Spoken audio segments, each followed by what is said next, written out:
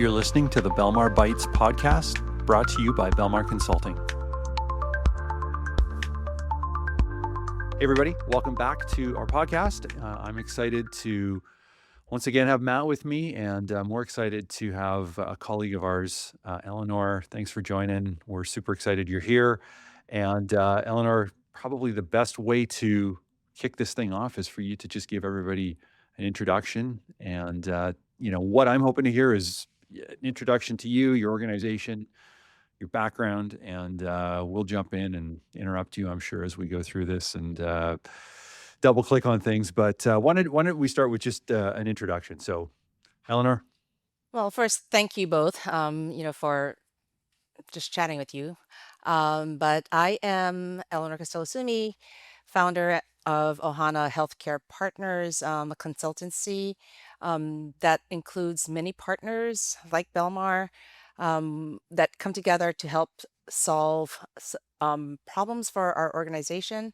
The agency started because we wanted to bring in the best in class for organizations to be able to accelerate their implementation or their digital transformation, which is a key part of the work that we do today.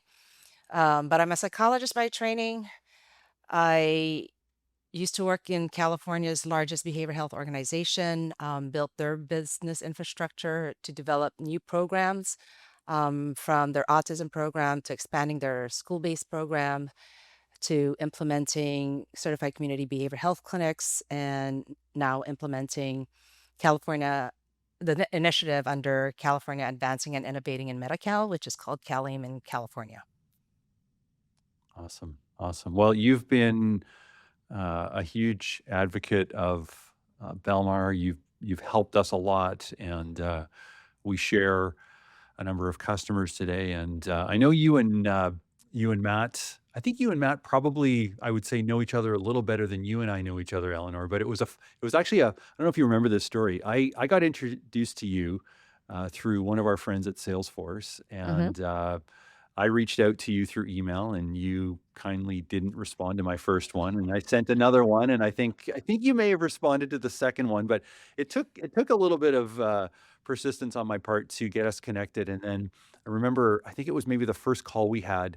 You were like, Scott, this is really great, but like I'm off to Europe tomorrow or 2 days later, and like let's reconnect in 2 weeks. And then I think it worked out that I was heading to Europe on vacation shortly after you got back. And so I said, hey, Matt, I've met this amazing person called Eleanor. You got to pick up the torch here and have a conversation. And I think the rest is history. We've had a couple of years working together, and it's been really fun. And so I guess, Matt, with that, you know Eleanor, and what's maybe one of the key characteristics that you can use to describe just the tenacity that she's got for just excellence with her customers. Well, I find it so interesting and helpful for our listeners to hear how you two got introduced. So, yes, you're right. You passed the torch over. My first interaction with Eleanor was I was with Elisa, one of our account executives, and we were close to an hour late to dinner. So, think about first impressions. Being an hour late to the first time meeting somebody is just not a great start. But I remember distinctly after a treacherous drive, let's call it, to the the bowels of San Jose or Palo Alto, showing up, Eleanor just sitting there with her glass of wine, just so welcoming as well. And I think that that welcoming nature is just you could get that sense within the first 10 seconds of meeting her as well. And it's why we continue to partner with her, and we're grateful. We're grateful for you, Eleanor, and just lots of wine. That's perhaps why we know each other so well, but also a shared kind of common interest and passion for like how do we do things better. And I think we'll get into a lot of it today, but just like there's so many opportunities, and when you try to boil all of it together, it can seem very daunting. But when you make these small incremental adjustments to what is otherwise a pretty challenging system to work within, it's this is stuff that fills the cup as well. Like stuff that you can start to see. This is the effect for this CBO. This is the effect for this program here. So doesn't really answer your question, Scott, but I also No, left that's a great. bad first impression with Eleanor being late. And in fact, I think every time I meet her for dinner, I'm probably late in some capacity. So Apologies, Eleanor. Oh no, it's nice to have someone later than me, and I'm usually late. Well, Eleanor, we have people that listen to this, and they come from different backgrounds, and many of our customers are in the not-for-profit sector, and but it's such a wide and diverse group of customers and just contacts that we have in the industry, and we love sharing these conversations. So I guess maybe just help unpack a little bit more in terms of what it is that you do, what your organization does for your customers, and yeah, just pick some highlights of kind of what you do, and just to frame this for those that are listening.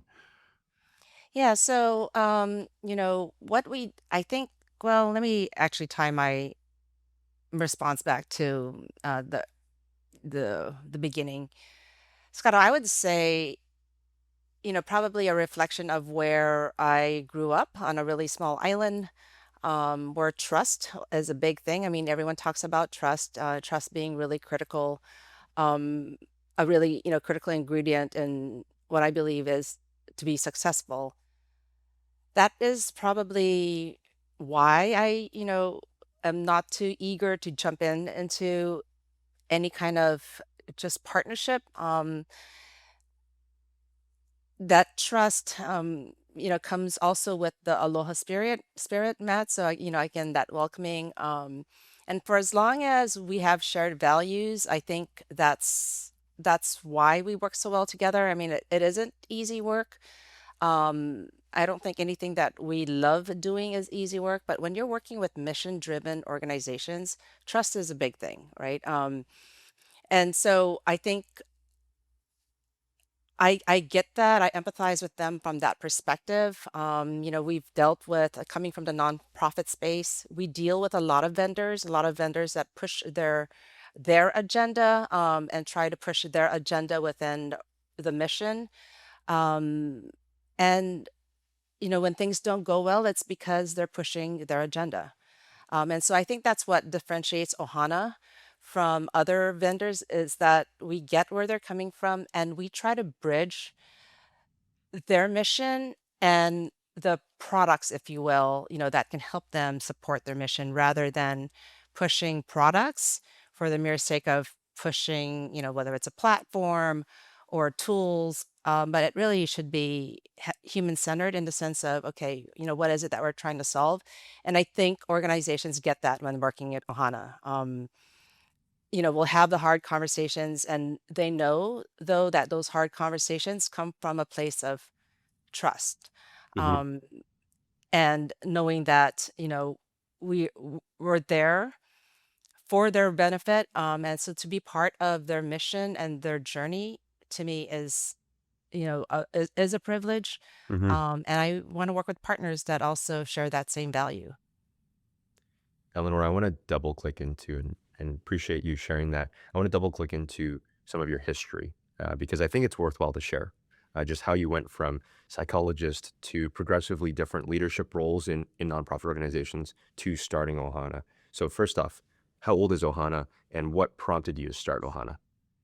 Yeah. Oh, so Ohana is 3 years old, um, and it really was in response to making sure that all organizations that serve the underserved populations really have access and the resources just as much as any other large nonprofit or for profit, that they too could benefit from what a large nonprofit can have.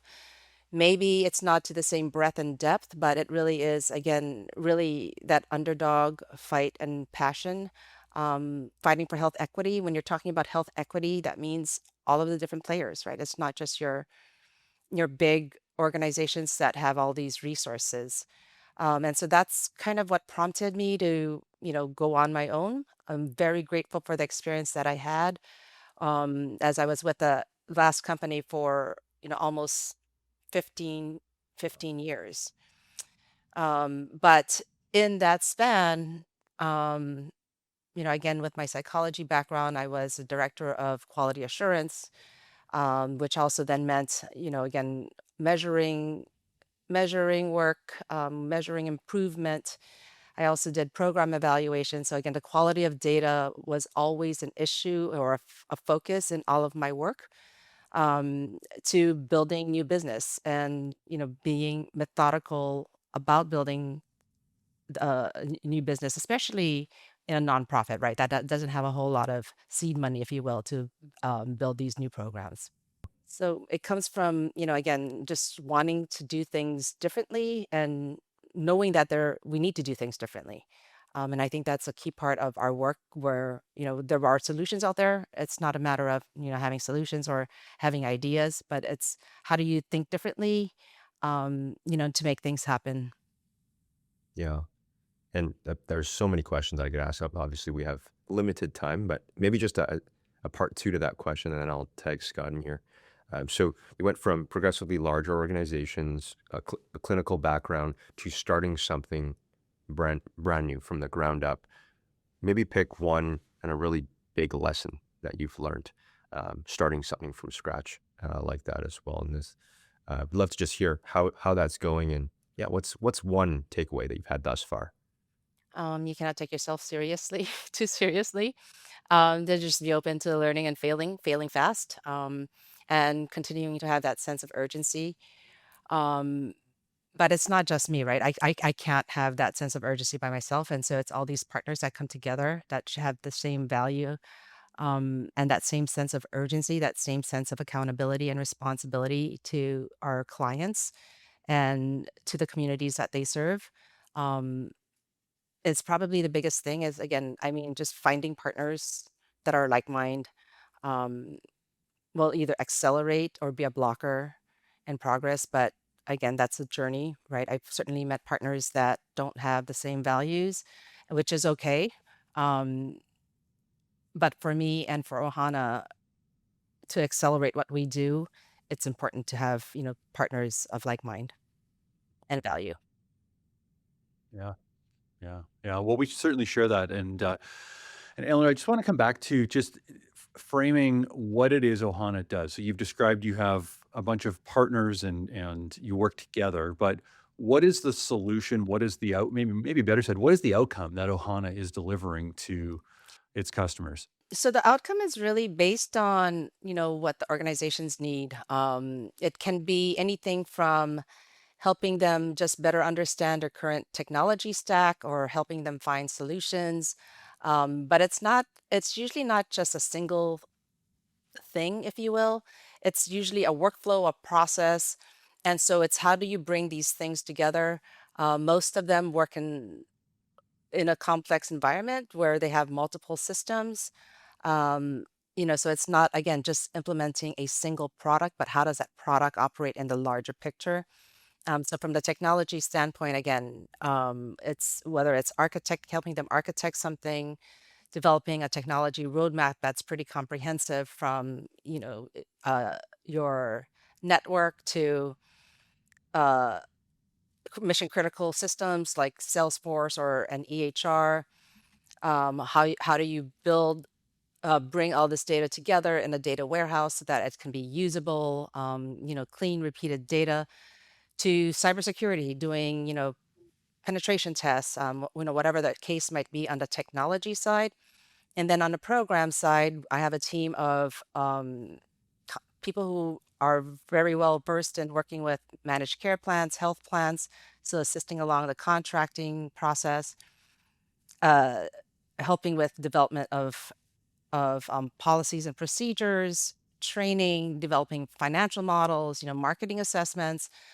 So it's a pretty comprehensive package that we can offer clients. So, it's basically a one-stop shop for them if they need any of these items. And again, the partners that I'm working with have the same values.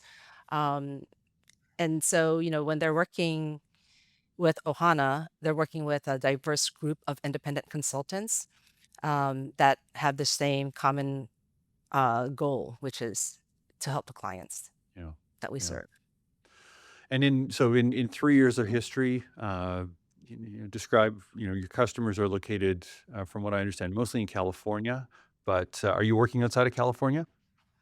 Not a whole lot about outside of California, but yes, primarily in California, but throughout California, from Sacramento. Initially, we actually had client in Ukiah, down to San Diego, as far east as Fresno, Los Angeles. So we get the rural areas, large, small organizations, with different resources available to all of them, different leadership. But it's a great way to have a larger impact by working with all of these different organizations.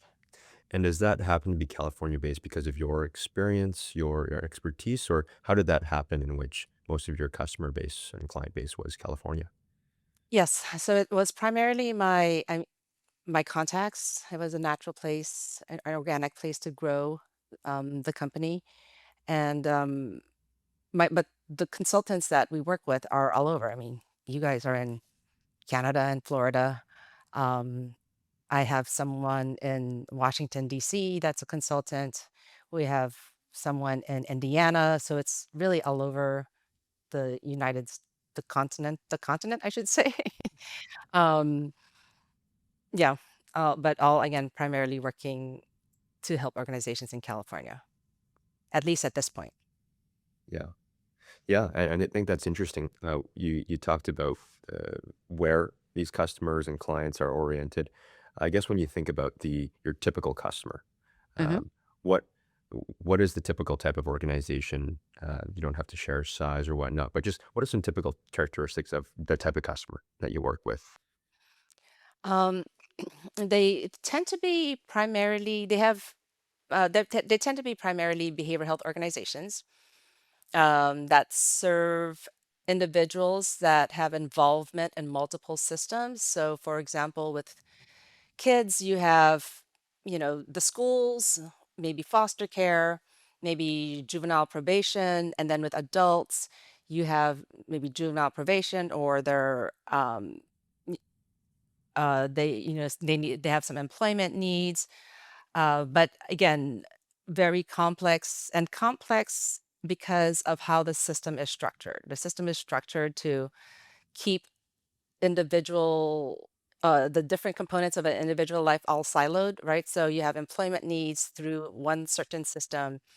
You have school needs, in another system. If you have developmental disabilities, that's administered through another system. And so the system around providing services is very complex, and which is why a lot of organizations have multiple systems. And if you work in multiple counties in California, I mean, just pretty much consider it multiple states. Each county is very different, even though it might be the same service, such as foster care, for example. They run differently in each county.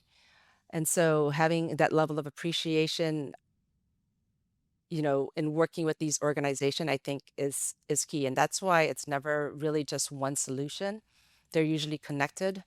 Um, but whether or not it's a $5 million organization or a $250 million organization, most of them have multiple payers and are dealing with multiple systems. hmm Yeah, I'm gonna go off on thanks for sharing the typical customer. I'm gonna go off on one thing that you said there, that there's differences, like working with different counties, there's difference, even something like foster care. I'm wondering if there's many who listen to this that they're trying to imagine this in their organization. What are some of those nuances that you've seen or differences? And part two to that, what impact does this have when you think about data and reporting and whatnot? So maybe start with the differences of even foster care amongst counties. Let's just take CalAIM as an example. Um, in one county, you might have a county specific health plan that does business a certain way. And then in that same county, another health plan doing business a different way.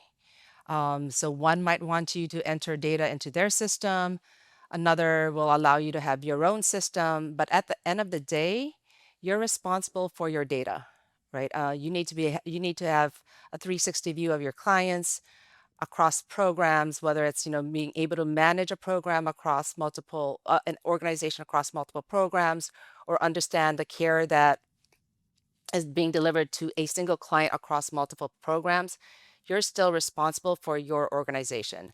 And so how do you, manage an organization where you have multiple data in different system is really the key issue that we often are solving for. Still meeting the payer requirements, still being compliant, but also at the same time trying to make the day-to-day lives of those that are delivering the services much easier, right? And the recipient of those services um, feel like the services are comprehensive and seamless, that they're not repeating their journey. And so that is often the question that we try to solve. And I remember the days where we used to try to ask, one county or one payer, can they label things the same? One asks for sex, the other asks for gender. And with today's technology, you don't need to do that anymore. You can figure out different ways of data going between systems, with a data warehouse, so having a data infrastructure to allow for multiple data to come, sources come into a single place, transformations, and then it being viewed in a way where it's useful for those that need to consume that data for whatever purpose, whether it's to manage, again, an organization or to manage care. You now have technologies today to make that really easy, right? You no longer have to go into multiple systems to enter data. You no longer have to go into multiple systems to look at data. You no longer have to double enter data, but that still happens. That's still very much a common problem today. And so helping organizations really, um, again, be able to integrate their data, optimize the data that they have so that they really can truly transform and take things to the next level, is a large part of what we do. And so having, technologies and systems that have all the different criteria that they need to operate is a key part of, of the assessment and the consultation that we provide. Yeah. And maybe real quick before I tag Scott in here, you said CalAIM. Maybe for those who don't know, CalAIM stands for California Advancing and Innovating Medi-Cal, which is a 5-year initiative by DHCS. And that's the kind of construct that you work in and are supporting a lot of organizations. Just for those All who right. have not heard CalAIM Yes. No, I before. appreciate that. Yes. Yeah. Go ahead, Scott. I'll tag you in. Thanks for clarifying that, Matt. I didn't know if I think I read that somewhere before, but that was helpful. Eleanor, in terms of partnership, we've had the pleasure of working together now for, I guess we're in our second year for sure, and you shared this idea of shared values, working together collaboratively to deliver these outcomes. Uh, give us a success story that you've experienced, that you've seen with a customer. Doesn't have to be tied to one that we've worked with you on, but just like a before and after picture of what success looks like. And for organizations that might be listening to this, like how can they get there? And it's kind of the part two of that question. So start with an example of just a success story that you've seen. Yeah, I mean, there's a number of what I would determine as success, and it's not an end state to me. It's Mhm. a matter of process, right? And so when organizations, as I mentioned, a lot of them have to deal with multiple vendors, and sometimes simultaneously, and you just never know who to trust, right? You have one vendor that's saying one thing, you have another vendor that's saying another. How do you make sense of it? How do you integrate all of that information and make it work for you? So when there's a process for those things to happen, those conversations to happen, to me, that's success, right? Where, with one customer, we have, they're dealing with four vendors simultaneously. Their Salesforce partner, their EHR partner, a data warehouse partner, and then you have Ohana in the middle of all of that. And so how do you get all of these partners to be rowing the same direction, even though they all have different purpose, and different function within the organization. And so when you have a forum, to coordinate those conversations, to have those difficult conversations, to me that's success because that's something that they'll learn moving forward, right? So no matter what happens, if they need to upgrade some other technology or integrate some other technology over time, which they should expect, then they now have, those muscles, if you will, built in within the organization to manage multiple projects, multiple vendors, to know how to ask the questions. It's not that they need to know everything, but be able to ask the questions, right? And pause conversations, so that they feel confident in what they're receiving. So to me, that is success. And we have a number of different clients where that is the case. They're in different places, if you will, with their implementation, with their trajectory, or the resources they have. But if you have a place where a structure, it's more than just governance, but a structure to manage all of these things, then, we'll lead them with something more than just uh, technology, that Right. solves their day-to-day problem. Yeah, yeah. Well, I mean, we're big believers that, I mean, technology on its own is not going to solve your problem. It might actually amplify your problem, and so I think what you're describing, that makes a lot of sense. Um, you're you're essentially equipping these organizations in the present time or in the current state to not only solve the immediate, but to really solve for the future, and giving them a framework to do that. Um, in terms of just I guess where you started 3 years ago, and where this cohort of organizations that you've worked with were at compared to where they are today, let's talk about where will they be in the future? What are the big trends that are happening right Yeah. now in this industry? Yeah, no, I'm excited to see where they'll be. I mean, and it's not going to be very far. A lot of these organizations are building their data infrastructure. Um, and so they'll move from cleaning data, entering entering data into multiple systems, a lot of human error processes, to now having technology work for them, where they can invest their time in doing the things that they like to do, whether you're a clinician, or whatever the case might be. But hopefully, they'll get to a place where they can now get into predictive analytics,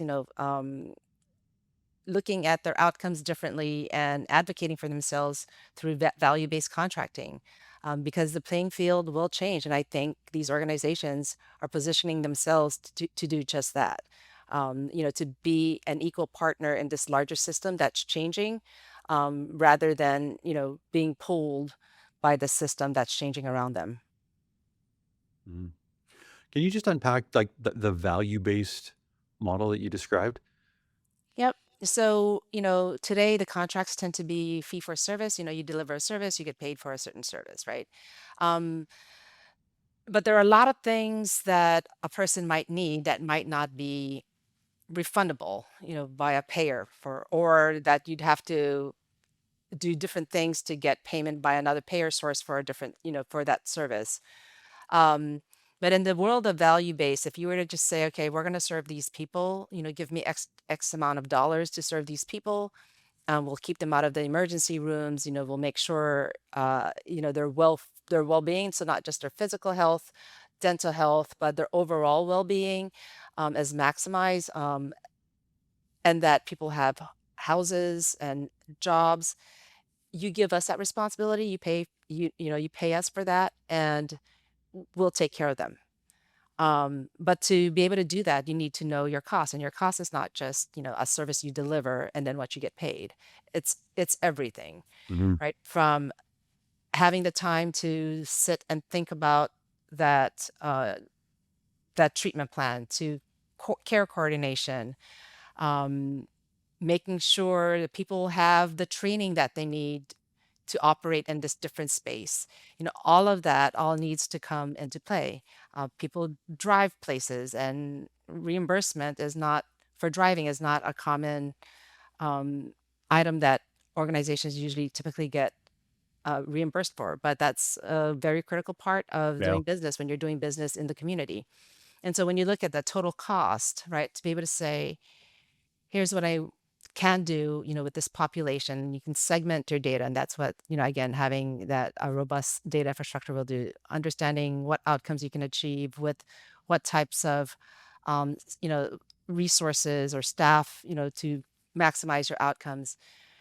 That's the kind of things that these organizations will be able to do. And so they don't have to nickel and dime how to do business. They don't have to figure out how to rob Peter to pay Paul. Yeah. That they can just do business um, responsibly and respectfully of the people that they serve. Yeah. Yeah. Interesting. So where like you see like where are we at in that journey right now in terms of transitioning out of the old structure to the new structure?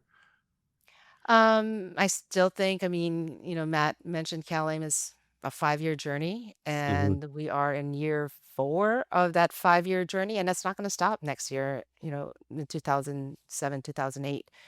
Um, it's a journey, and these organizations are continually evolving. The landscape around them keeps changing, rightfully so, because as the state is learning, all of that gets then trickled down, to the provider level. So I think we're very early on in the transformation. Not a whole lot of organizations can optimize their data today, and you need to optimize your data before you can go through transformation. So it really is in the early stages, I believe, of organizations getting to that point. And as we think about health equity, again, it's organization equity, right? Your smaller organizations that are providing ethnic specific services need to be a part of that that journey. And they're the ones that often don't have the resources to do that, but the ones that need most of the resources to do that. So it's looking at it, from a whole, looking at all the different partners, how it's coming together. And I still think, again, we're very early on in that journey, but I think the direction is clear. We're heading a certain place, and now it's a matter of how we get there and we make sure that all of the organizations can come along as well. Yeah. Thanks for sharing that, Eleanor. I like how you've kind of categorized it as it is a journey and the landscape is evolving because absolutely, even just we talked about CalAIM as well. It it would be fickle to think that it would be solved in 1 year's time. But maybe just evolving this conversation as we wrap this up to just advice. And as we look out, or if there's an executive director that's listening to this that is maybe on the cusp of evaluating their technology transformation, like what's one piece of advice that you would share with them that let's just say they're a CBO as well. What's a piece of advice that you would really have them follow when they're evaluating technology or getting into this journey here? That they really should think of technology as a strategic investment, and not just as an afterthought. And so when you're thinking about strategy and, services, that technology is very much a part of that. Um, and it's it's easy to see the cost of technology, right? And implementation costs, license costs.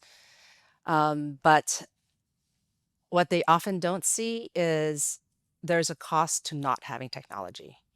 And the cost to not having technology is greater than the cost of investing in technology. So I think investing in technology and seeing technology as a strategic asset is going to be my biggest advice. Yeah. Well, hey, that's a great way to that's a soundbite in itself that we should capture. Maybe just in close here, and Scott, I'll let you throw in anything else if you want.